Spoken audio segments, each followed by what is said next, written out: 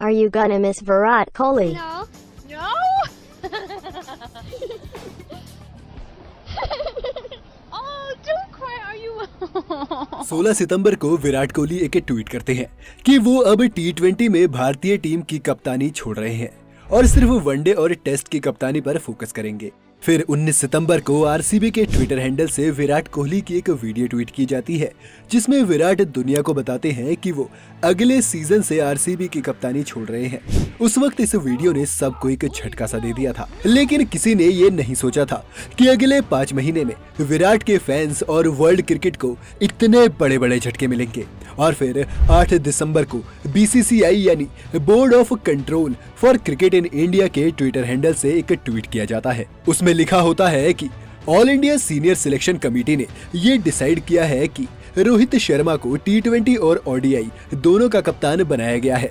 इस एक ट्वीट ने पूरे देश को हिला दिया और क्रिकेट फैंस को 2 धड़ों में बांट दिया। जहां एक धड़ा बीसीसीआई के इस फैसले से खुश नजर आया तो वहीं दूसरा धड़ा इसे कोहली का अपमान मानने लगा। और ये सब काफी नहीं था कि अभी विराट कोहली ने अपने फैंस पर एक और बॉम्ब फोड़ दिया और उन्होंने टेस्ट की कप्तानी भी छोड़ दी। अब चाहे इस फैसले के समर्थन में हो या खिलाफत में हो, पर एक सवाल तो जायज है कि आखिर ऐसा अचानक क्यों किया जाता है? क्यों बीसीसीआई को ये ट्वीट करना पड़ता है? क्यों विराट कोहली अचानक से टेस्ट की भी कप्तानी छोड़ देते हैं, जबकि उन्होंने ये साफ साफ कहा था कि वो वनडे और टेस्ट पर फोकस करना चाहते हैं? क्या ये सब पहले से चल रहा था? और अब अगला टेस्ट कप्तान कौन आएगा जो विराट कोहली की जगह लेगा? चलिए जानते हैं आज के इस वीडियो में। क्रिकेट के गलियारों में एक खबर चल रही है कि विराट कोहली को कप्तानी से हटाने की वजह आईसीसी ट्रॉफी है। लोग मान रहे हैं कि विराट कोहली अपनी कप्तानी में भारत को एक भी आईसीसी टूर्नामेंट नहीं जिता पाए हैं, इसलिए उनसे ये कप्तानी छीनी गई है।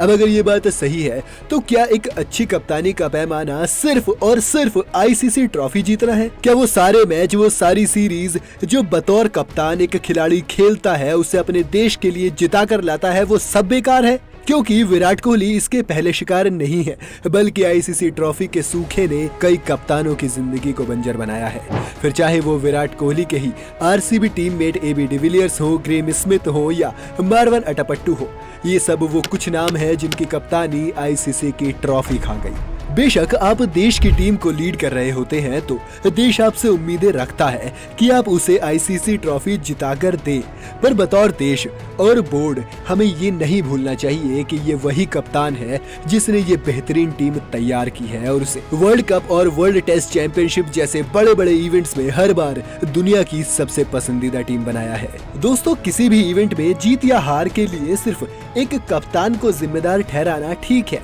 लेकिन उसकी वजह से उसके साथ ऐसा व्यवहार करना और उसकी क्षमताओं पर शक करना पूरी तरह से सही नहीं है। अगर हम विराट कोहली की बात करें तो एमएस धोनी के टीम इंडिया की कप्तानी छोड़ने के बाद विराट कोहली को 2017 में वनडे और T20 में पूरी तरह कप्तान बनाया गया था, जबकि रोहित शर्मा को उप कप्तानी सौंपी गई थी। अगर जीत के लिहाज से देखें तो विराट कोहली भारत के सर्वकालिक महान वनडे कप्तान हैं। विराट की कप्तानी में टीम इंडिया ने 95 में से 65 मैच जीते हैं और उनका जीत परसेंट 68% से ज्यादा रहा है। भारत ने विराट कोहली की अगुवाई में 19 में से 15 बाइलेटरल सीरीज जीती हैं। उन्हीं की कप्तानी में टीम इंडिया ने Australia, south Africa, New Zealand, West Indies, Sri Lanka में जाकर सीरीज जीती। इन आंकड़ों से साफ है कि विराट कोहली का बतौर कप्तान क्या कर रहा है।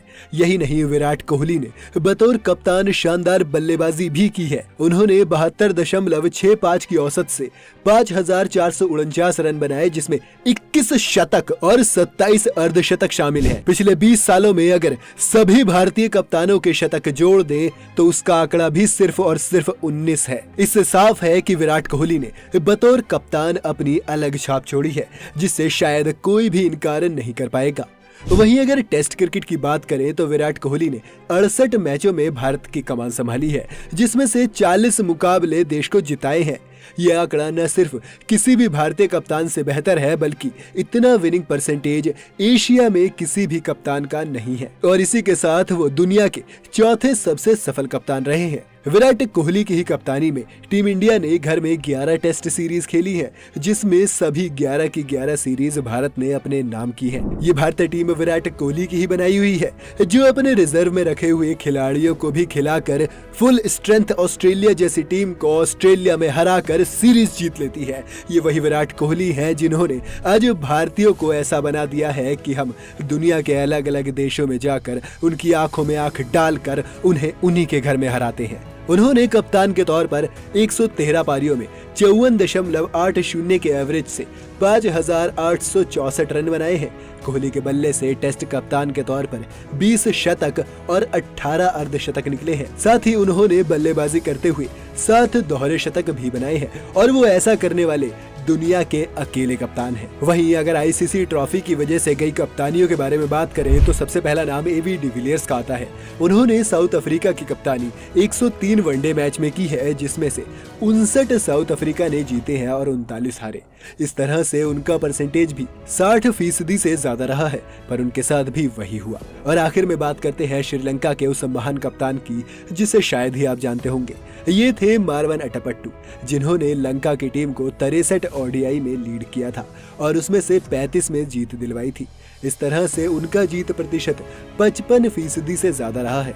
पर वही आईसीसी की ट्रॉफी इस कप्तान को भी खा गई। ऐसा नहीं है कि विराट कोहली को हटाना बिल्कुल गलत है, लेकिन जिस तरह से उन्हें हटाया गया है वो तरीका पूरी तरह से सही नहीं है। आप खुद ये सोचिए कि दुनिया के वनडे के महान कप्तानों में से एक रिकी पॉन्टिंग के वनडे में कप्तान के तौर पर सबसे ज्यादा शतक है और विराट कोहली उनसे सिर्फ एक ही शतक पीछे थे। अगर उन्हें थोड़ा सा मौका और दिया जाता तो दुनिया के सामने भारत के नाम क्रिकेट का एक और रिकॉर्ड हो जाता। और अगर कुछ ऊपर नीचे हो भी जाता तो बोर्ड को ये नहीं भूलना चाहिए था कि T20 की कप्तानी से खुद कोहली ने ही रिजाइन दिया था। वहीं टेस्ट में भले ही उन्होंने खुद रिजाइन किया है, पर सामने आ रही बातों से तो यही कुछ लगता है कि जो हुआ है वो सही नहीं है और कुछ तो है जो सही बीसीसीआई के अंदर भी शायद नहीं चल रहा है। क्योंकि अगर उनके दिमाग में ये पहले से होता तो इस खबर से खुद रोहित शर्मा और सुरेश रैना शॉक्ड नहीं होते।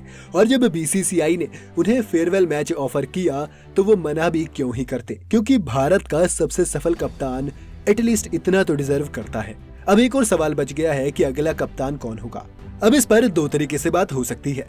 पहला ये है कि अगर तीनों फॉर्मेट में एक ही कप्तान बनाए जाने का फैसला किया जाता है तो इसमें रोहित को टेस्ट की कमान मिलना तय हो जाएगा और अभी तक ऐसा होता भी आया है। पर अगर सिलेक्टर्स के बीच टेस्ट और लिमिटेड ओवर्स के फॉर्मेट में दो अलग अलग कप्तान बनाने पर सहमति बनती है, यानी कि स्प्लिट कैप्टन, तो टेस्ट के लिए केएल राहुल का नाम सबसे आगे हो सकता है। इसकी वजह है कि केएल राहुल अभी टीम के उप कप्तान भी हैं और अच्छी फॉर्म में भी हैं। अजिंक्य रहाणे खराब फॉर्म के कारण दावेदारी से बाहर रह सकते हैं। बाकी उनकी कप्तानी का रिकॉर्ड काबिले तारीफ है, पर फिलहाल तो वो टीम में भी जगह बनाने के लिए संघर्ष कर रहे हैं। अगर केएल राहुल कप्तान बनते हैं तो विकेट कीपर बल्लेबाज ऋषभ पंत उप कप्तान बन सकते हैं। वैसे तो सुनील गावस्कर ने ऋषभ को कप्तान बनाने के लिए ही सपोर्ट किया है और जसप्रीत बुमराह का नाम भी इस लिस्ट में शामिल है, क्योंकि वो अभी उप कप्तान भी बने थे।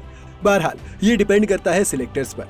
और क्योंकि भारत की अगली टेस्ट सीरीज श्रीलंका के साथ फेब के एंड में है तो उनके पास काफी वक्त भी है। पर क्या वो कोहली जैसा कोई कप्तान ला पाएंगे, ये तो वक्त ही बताएगा। आपको क्या लगता है कोहली की कप्तानी छोड़ने की क्या वजह हो सकती है और अगला भारतीय कप्तान कौन बन सकता है, हमें कमेंट करके बताइए। अगर वीडियो आपको पसंद आई हो तो इसे लाइक और शेयर करना ना भूलें और चैनल पर नए हैं तो इसे सब्सक्राइब जरूर कर लें।